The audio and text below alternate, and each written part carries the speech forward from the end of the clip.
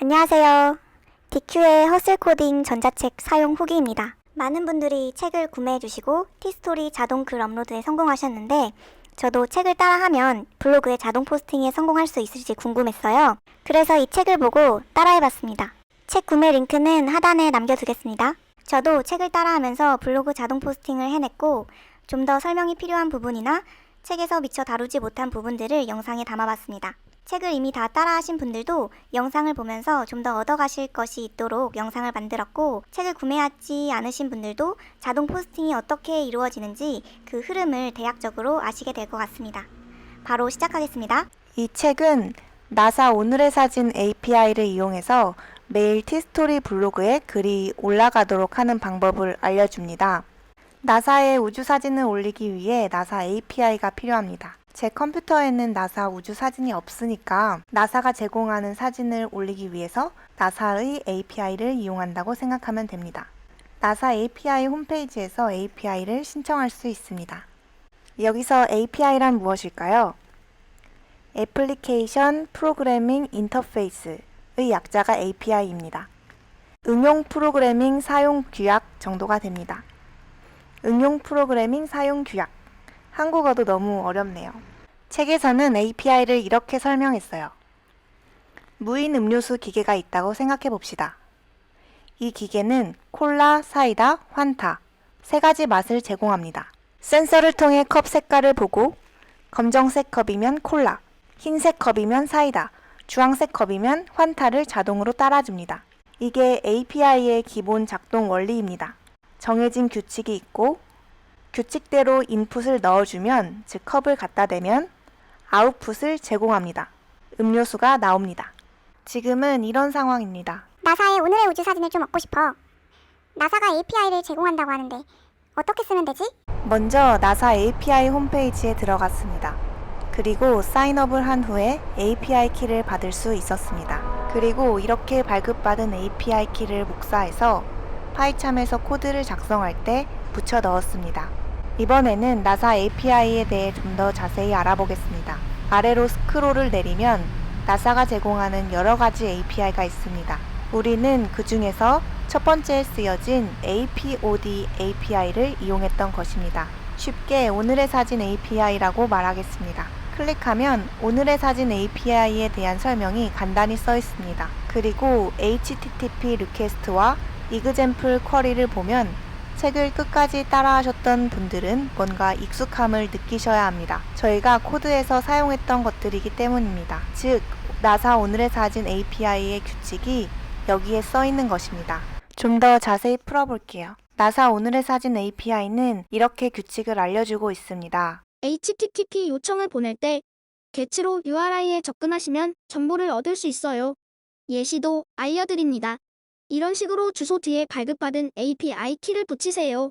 인증이 확인되면 나사에 오늘의 우주사진 정보를 드립니다. 이번엔 그래서 어떻게 하면 API를 이용해 오늘의 사진 정보를 얻을 수 있는지 알려드릴게요. 일단 저랑 나사 사진에 대한 정보가 저장된 나사 서버가 서로 통신을 해야 합니다. 이때 서로 말이 통해야 돼요. 그래서 저희는 HTTP라는 공통의 언어를 사용할 것입니다. HTTP는 하이퍼텍스트 트랜스퍼 프로토콜의 약자이고요. 웹에서 통신을 할 때 이렇게 통신을 하자고 정해놓은 하나의 약속이라고 보시면 됩니다. 쉽게 말하면 HTTP는 요청과 응답으로 이루어져 있습니다. 이제 우리는 나사 서버에 요청을 보낼 겁니다. 요청을 보낼 때 원하는 다양한 것들을 이야기할 수 있는데 저는 나사의 오늘의 사진에 대한 정보를 얻고 싶어 라고 보낼 거예요. 이때 내가 얻고 싶은 거니까 명확하게 get이라는 단어도 함께 보낼 거예요. get은 HTTP의 메소드 중 하나인데요. 쉽게 말하면 내가 원하는 것은 나사 API 정보를 얻는 것이죠. 얻다, get. 그래서 get이라는 HTTP 메소드를 사용한다고 보면 됩니다. 제가 괜히 하는 것은 아니고요. 규칙이라고 보면 됩니다. 이렇게 해야 응답이 옵니다. get을 이용해 HTTP 리퀘스트를 나사 서버에 보내는데 정확히 어디로 보내야 할까요? 이 부분이 바로 나사 API가 사용되는 부분입니다. 아까 나사 API 홈페이지에서 이미 알려줬습니다. example 쿼리라고 해서 주소 뒤에 API 키를 붙이라고 했어요. 그래서 제가 여기 주소로 요청을 보내면 응답이 올 거예요. 이번에는 파이참으로 돌아가서 요청을 보내고 응답을 받아보겠습니다. 먼저 첫 번째로 파이참을 켜고 뉴 프로젝트 밑에 있는 오픈 버튼을 클릭합니다. 그리고 작업하셨던 블로그 자동화 폴더를 클릭하고 열어줍니다. 그리고 writer.py 파일을 켭니다. writer.py는 티스토리에 글을 쓰는 함수를 만들어 놓은 파일입니다. writer 함수 아래쪽에 블로그 write 함수에 의해 파일을 실행시킬 때마다 블로그에 직접 글이 써지기 때문에 이 부분은 잠시 주석 처리하고 시작하겠습니다. 주석은 이렇게 드래그를 하시고 윈도우는 컨트롤 슬래시 버튼을 누르면 주석 처리가 됩니다. 맥은 코맨드 슬래시입니다. 제가 다 보여드릴 거니까 따라하지 않고 이해만 하시고 넘어가셔도 됩니다. 이 부분을 주석 처리하지 않고 테스트를 진행하시게 되면 writer.py 파일을 실행시킬 때마다 블로그에 글이 올라가게 됩니다. 그럼 일일이 삭제해 주어야 되고 더 큰 문제는 티스토리 공개글 발행량이 정해져 있기 때문에 테스트만 하다가 정작 올리고 싶은 글은 제한이 걸려 못 올리게 됩니다. 혹시 따라하실 분은 저처럼 주석 처리를 하고 따라하시고요.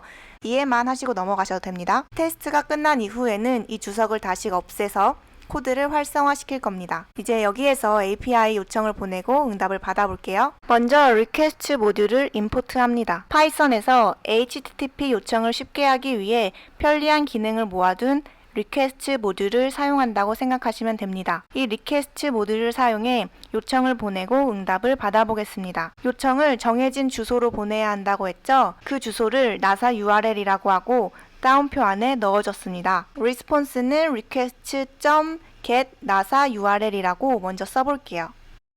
이 말이 무슨 말이냐면 request 모듈을 사용해 요청을 보내는데 get 방식을 이용한다. 근데 get만 쓸 순 없고 괄호 안에 인자값으로 요청을 보낼 주소를 넣어줘야 합니다. nasa url을 괄호 안에 넣어줍니다. 요청을 보내면 응답이 온다고 했죠?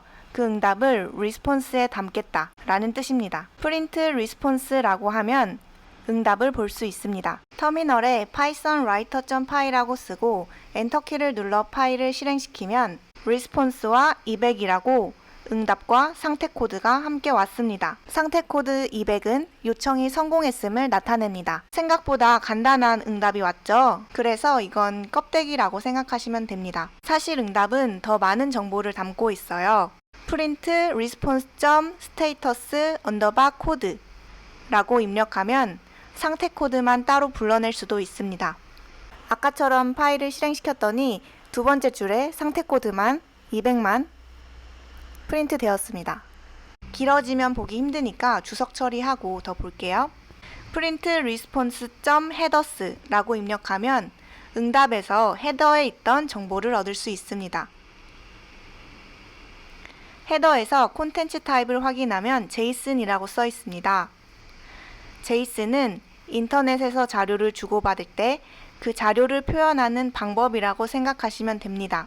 요즘 API의 응답은 대부분 JSON으로 옵니다. 저희가 이메일로 받은 API 주소를 클릭했을 때 뜨던 것이 JSON입니다. 다시 파이참으로 돌아왔습니다. 여기도 주석 처리를 하고 다음 코드를 볼게요. 데이터 프롬 나사도 주석 처리를 하고 다시 처음부터 같이 해보겠습니다. 데이터 프롬 나사 코드를 볼까요? 이제 좀 익숙해졌죠? request 요청을 보내는데 get 방식으로 보내고 괄호 안에 여기 나사 URL로 보낸다. 그럼 응답으로 response 200이 오겠죠? 프린트 해볼게요.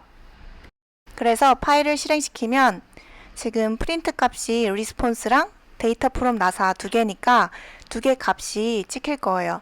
그리고 response와 데이터 프롬 나사는 이름만 다를 뿐 같은 요청을 보낸 거니까 결과도 똑같이 response 200으로 한 줄씩 찍히게 됩니다. 뒤에 찍히는 오류는 무시하시면 됩니다. 그런데 저희가 원하는 정보는 따로 있죠. 저희가 원하는 정보를 쉽게 이용하기 위해서는 request 모델에 JSON 함수를 이용하면 됩니다. .json 괄호 열고 괄호 닫고 라고 써줍니다. 이렇게 하면 어떤 값이 나오는지 데이터 프롬 나사를 프린트 해보겠습니다. 날짜, 설명, 사진 제목 등의 정보가 들어있습니다. 저희가 바라던 정보가 잘 나왔습니다. 제이슨이랑 똑같이 생겼죠? 근데 프린트, 타입, 데이터 프롬 나사를 해보면 제이슨이랑 똑같이 생겼지만 타입은 딕셔너리입니다. 제이슨 함수를 통해 응답 내부 정보를 제이슨에서 파이썬의 딕셔너리로 바꾼 것입니다. 딕셔너리란 무엇일까요? 파이썬의 딕셔너리에 대해서 설명하겠습니다. 파이썬에서는 중괄호 안에 키값과 키값에 대응되는 값을 넣어둔 자료형을 딕셔너리라고 합니다. 여기서 키값은 노란색 글씨로 표현했습니다. date, explanation, title 등의 값이 키입니다. 키 뒤에는 키에 대응되는 값이 쓰여져 있습니다. 키와 값 사이는 콜론으로 이어져 있고 각각의 쌍은 쉼표로 구분됩니다. 딕셔너리의 좋은 점은 키를 이용해 값에 접근할 수 있다는 것입니다. 그래서 저희가 제이슨 함수를 이용해 제이슨을 딕셔너리로 바꿔준 것입니다. 예를 들어 데이터 프롬 나사에 대괄호를 붙이고 대괄호 안에 키를 넣어서 값을 꺼낼 수 있습니다. date라는 키를 이용해 값을 출력해 볼게요. 프린트 데이터 프롬 나사 date 파일을 실행시키면 이렇게 날짜가 나왔습니다. date라는 키에 대응하는 값을 꺼낸 것입니다. 딕셔너리 뒤에 대괄호를 사용하고 그 대괄호 안에 키를 넣어주는 것, 이것이 키를 이용해 값을 꺼내는 방법입니다. 그래서 여기 writer 함수를 다시 한번 보면 조금 이해가 되실 거예요. 타이틀과 콘텐츠 부분을 보면 딕셔너리 뒤에 대괄호를 써줬고 그 안에 키값을 넣어줬습니다. date, URL, title, explanation을 넣어줬습니다. 그럼 이제 여기에 date 키에 해당되는 값이 나올 것이고 URL에 해당되는 값이 나올 거예요. title에 해당되는 값이 나오고 explanation에 해당되는 값이 나올 거예요. 이미지 같은 경우에는 가져오는 값이 URL이고 이미지 태그를 따로 붙여주면 제 사진이 나오게 됩니다. 오늘 했던 내용은 다 주석 처리를 해주겠습니다. 아까처럼 컨트롤 슬래시나 커맨드 슬래시를 눌러서 주석 처리를 해주고 아니면 저는 그냥 깔끔하게 지워주겠습니다. 원래 코드만 남길게요. 잊지 말아야 될 게 아까 주석 처리해놨던 블로그 라이트 부분도 다시 풀어줍니다. 좀 감이 오시나요? 그럼 우리가 왜 미리 블로그 초벌글을 적었었는지 좀 이해가 되실 겁니다. 제가 검정색 글씨와 파란색 글씨로 나누어 표현해 봤는데요. 검정 글씨는 나사 API와는 관계가 없습니다. 고정된 값이라고 볼 수 있어요. 파란 글씨 부분에는 나사 오늘의 사진 API 결과값이 들어오게 됩니다. 즉 9월 2일에 API를 사용하게 되면 9월 2일에 해당되는 오늘의 사진 정보값들로 날짜, 사진, 제목 등이 채워지게 됩니다. 9월 3일에 API를 사용하게 되면 9월 3일에 해당되는 사진 정보들로 날짜, 사진, 제목, 설명 등이 바뀌게 됩니다. 결과를 볼까요? 파일을 실행시키면 이렇게 파란색으로 제 블로그 포스트 URL이 뜹니다. URL을 클릭하면 짠! 글이 올라왔네요. 날짜, 사진, 제목, 저작권자, 설명이 다 잘 들어왔어요. 이렇게 글이 올라온 걸 확인한 후에는 매일 한국 시간 기준으로 밤 11시에 올라갈 수 있도록 책을 보면서 따로 작업을 해줬습니다. 그렇게 성공한 줄 알았는데 제가 카테고리를 잘못 입력했더라고요. 제가 API 놀이터 카테고리 하위에 유니버스라는 카테고리를 만들었고 유니버스 카테고리에 해당하는 아이디를 입력했어야 하는데 API 놀이터 아이디를 입력하게 되어서 다시 유니버스 카테고리 아이디로 바꿔줬습니다. 여러분들도 카테고리 입력하실 때 주의해서 입력하시면 좋을 것 같습니다. 이미 git 푸시까지 하고 이제 다 끝난 줄 알았는데 고치게 돼서 저는 다시 git add, commit, push를 한 번 더 해줬어요. 보시면 총 3개의 글이 있습니다. 가장 아래에 있는 첫 글은 초벌글을 쓴 글입니다. 두 번째 글은 초벌글에 나사 API 결과값이 바로 대입이 되어 글이 써지도록 한 것입니다.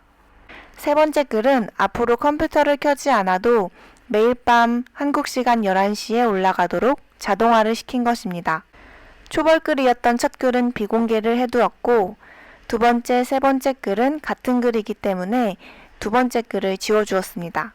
11시에 올라가기로 했던 세 번째 글을 보면 23시 13분에 올라가 있습니다. 업로드를 하는데 시간이 조금 소요된다고 생각하시면 됩니다. 다음 날에도 비슷한 시각인 23시 12분에 글이 자동으로 올라간 것을 확인하였습니다. 책 내용을 따라가는데 큰 어려움은 없었습니다. 나사 사진을 이용해 티스토리에 자동으로 글을 업로드하게 되었고요. 다만 추가하면 좋을 내용은 제가 궁금한 점에 대해서 정리해봤어요. 매일 밤 11시 업로드 말고 시간대를 바꿔서 올리는 방법, 그리고 영어로 된 그 사진에 대한 설명을 한국어로 바꾸는 방법이 추가되면 좋을 것 같습니다. 이 부분은 제가 디큐님께 물어보고 영상으로 설명드리겠습니다. 그리고 마지막으로 저는 블로그에 카피라이트 키를 이용해 저작권자를 넣었었는데 나사 API 홈페이지를 보니까 카피라이트가 항상 나오는 것은 아니었습니다. 그래서 응답에 카피라이트가 없는 날에는 오류가 떴고 블로그 글이 자동으로 올라가지 않았습니다. 책을 그대로 따라하신 분들은 카피라이트 부분을 안 넣으셨을 거기 때문에 문제가 없었을 것이고 혹시 카피라이트를 저처럼 넣으신 분들은 지워주시면 됩니다. 오늘 영상은 여기까지입니다. 저도 실제로 해보고 궁금했던 부분들을 내용으로 채워봤는데요. 도움이 되셨으면 좋겠습니다. 도움이 되셨다면 좋아요와 구독, 댓글 주시면 큰 힘이 됩니다. 감사합니다.